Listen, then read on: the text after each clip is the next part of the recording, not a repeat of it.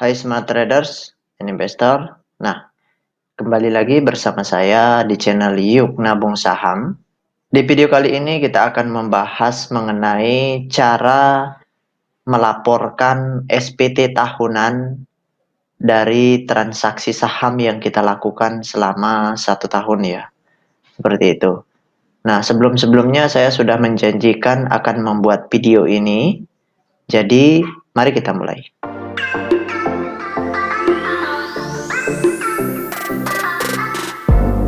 Nah, pertama kita klik dulu DJP online.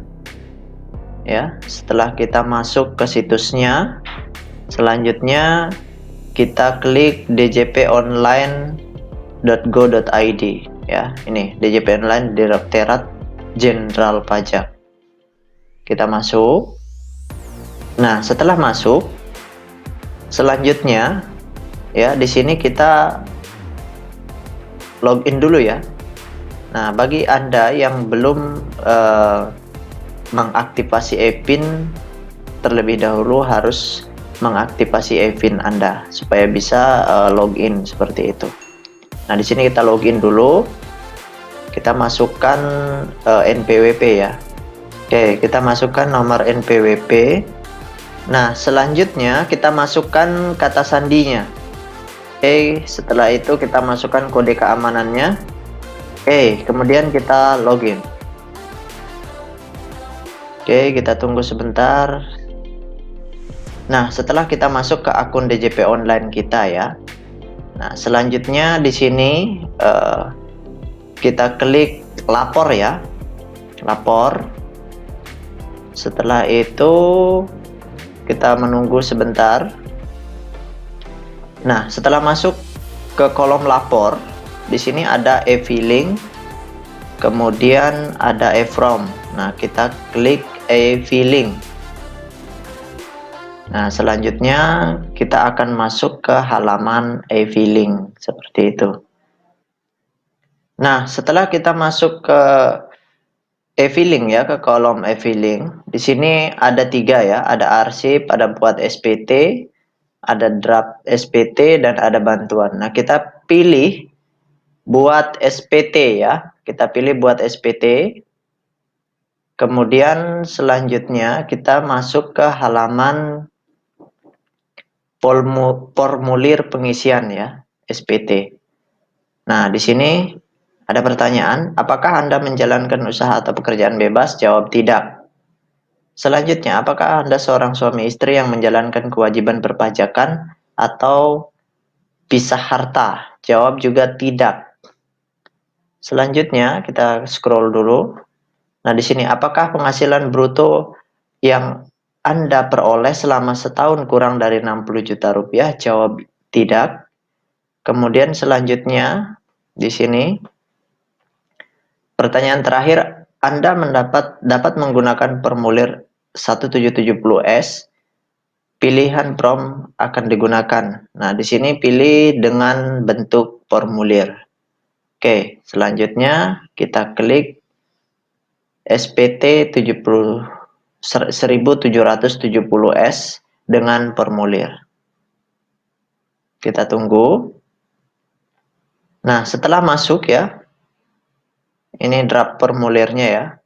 Nah, di sini tertulis langsung 20%. Nah, pertama kita masukkan tahun pajak kita.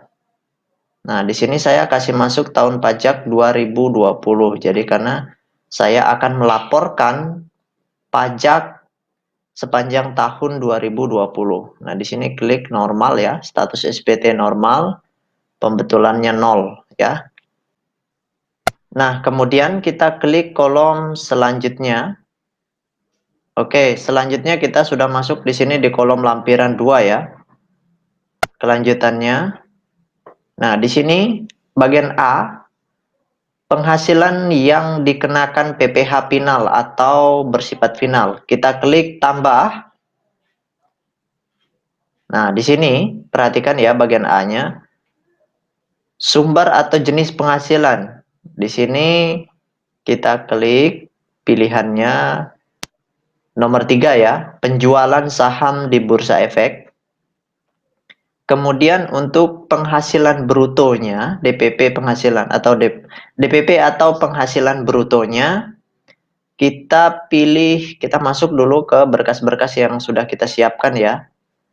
Nah, di sini saya menggunakan Mandiri Sekuritas. Jadi di sini sudah disiapkan rekapitulasi transaksi selama 1 tahun ya, yaitu sepanjang tahun 2020. Nah, di sini di kolom amount ada totalnya nih. Nah, ini. Jadi yang diwarnai kuning ini totalnya, yaitu sebesar 1.273.600 ya, 800 sorry. 804.100 rupiah. Ya, jadi ini dimasukkan ya. Oke, kita masukkan 1.273.804.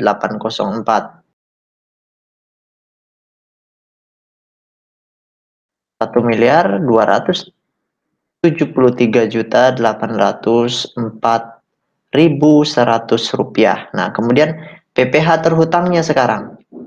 Nah, PPh terhutang ini yang sudah kita bayarkan ke Dirjen Pajak ya. Jadi kita sudah bayar, sekarang kita hanya perlu laporkan. Nah, PPh terhutang itu ada di income tax. Nah, di sini di totalnya ya, di grand total. Nah, ini PPh yang saya sudah bayar gitu. Nah, di sini totalnya 1.273.804 ya. Kita masukkan ke kolom PPh terhutang. 1.273.804. Oke. Nah, kemudian klik simpan. Nah, selanjutnya kita klik tambah lagi ya. Kita klik tambah itu untuk tadi penjualan sahamnya selama setahun. Nah, sekarang kita akan, kalau misalkan Anda sudah mendapatkan dividen, jadi kita harus laporkan juga dividen yang telah kita dapat seperti itu. Nah, di sini kita klik kolomnya yaitu bagian 12 ya, poin ke-12 yaitu dividen seperti itu. Kita klik.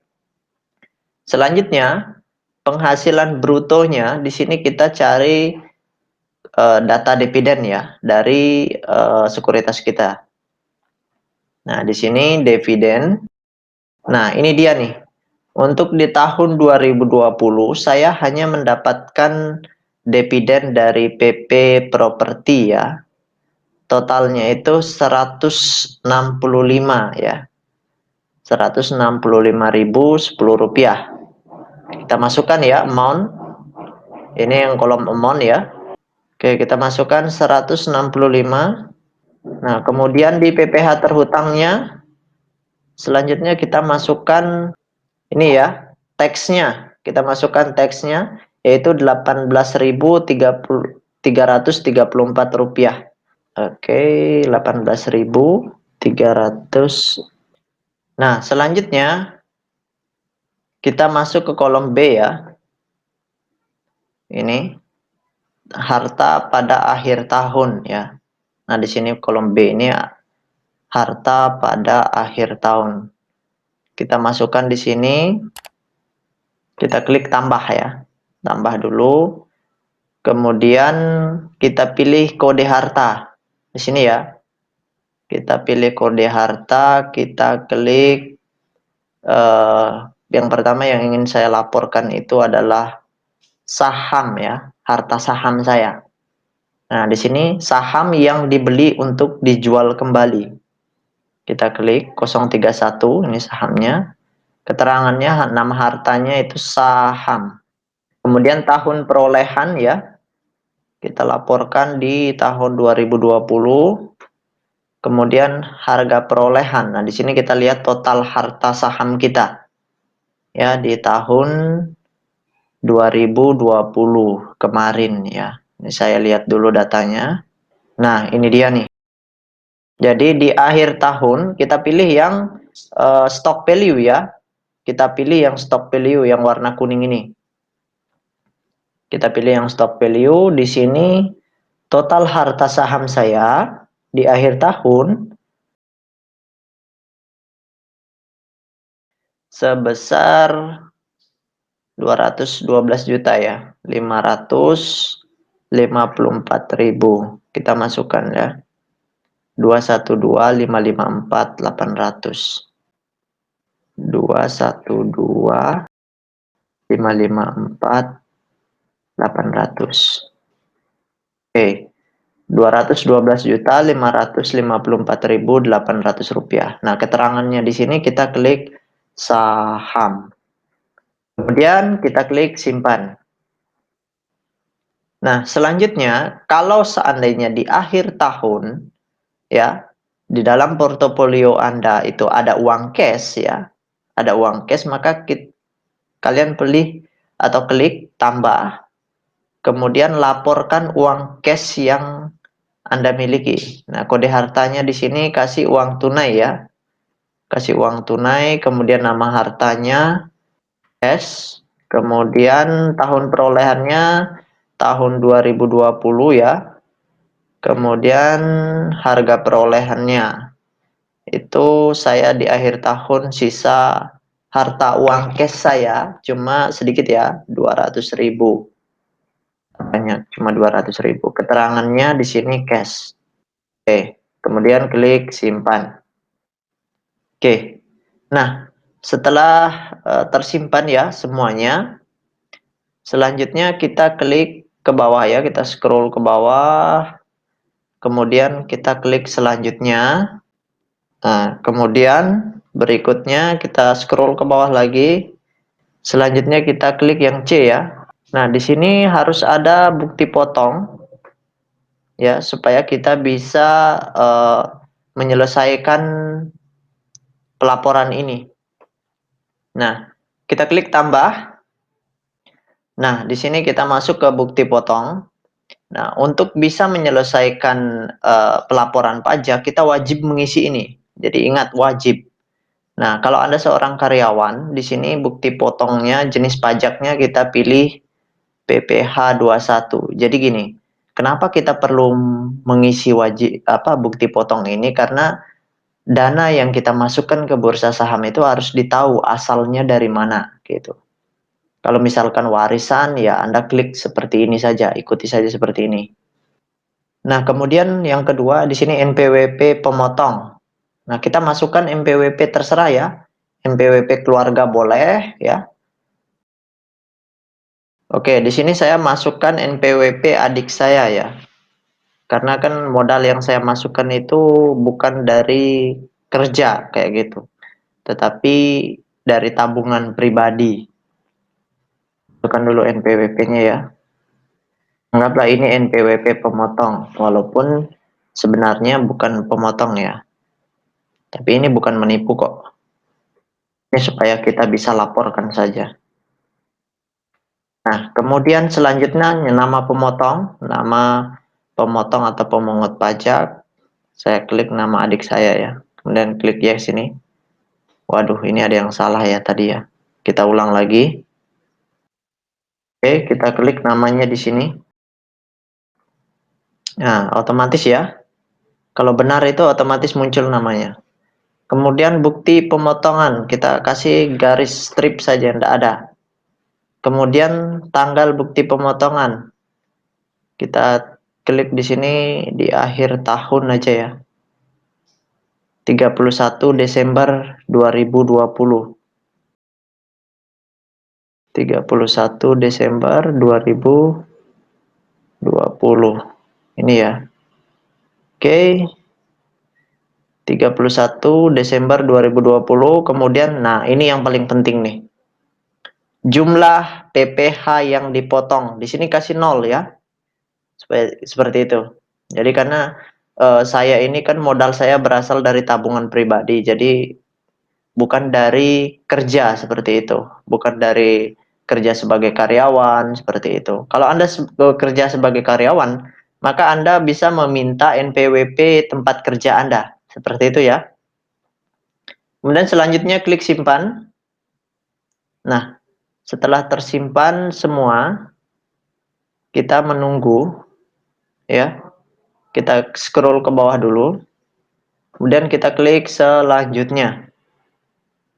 Oke, kita klik selanjutnya. Nah, di sini sudah 80% ya.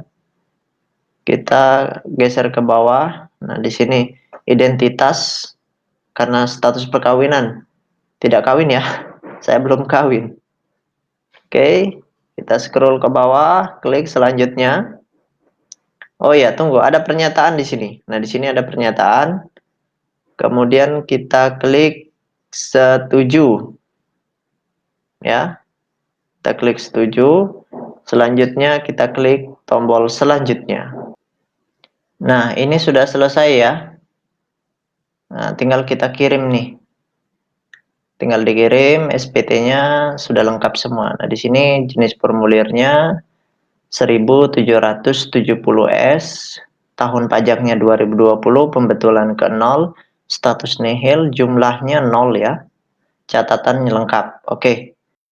Kita klik di sini untuk bisa memasukkan atau meminta kode verifikasinya. Kita klik di sini.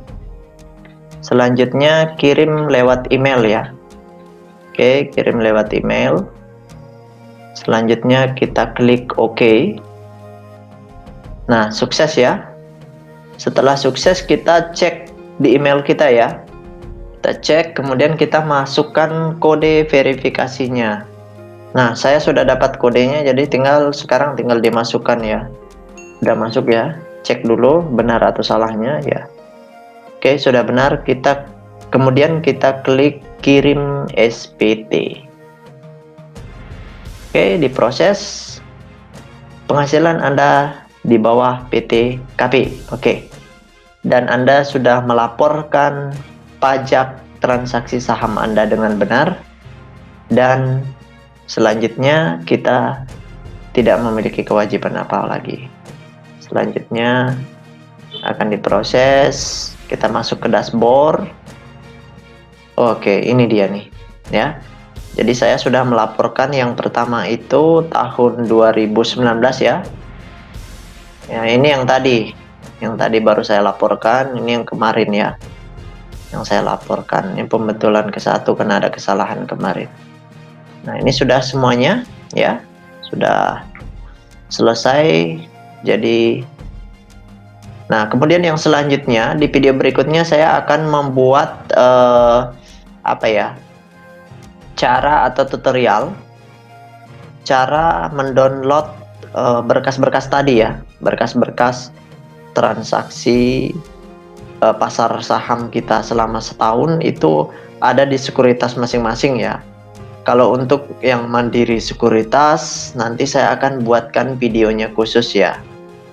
Oke, sampai di sini perjumpaan kita mengenai cara melaporkan SPT atau pajak transaksi saham kita selama setahun. Dan itu wajib kita laporkan ya. Karena kalau kita tidak laporkan, kita akan kena denda 100.000 setiap bulannya. Nah, itu ya, jadi harus kita laporkan seperti itu. Sebagai warga negara yang baik, sebagai investor yang baik, seperti itu. Kita harus membantu negara kita. Oke, sekian. See you next time.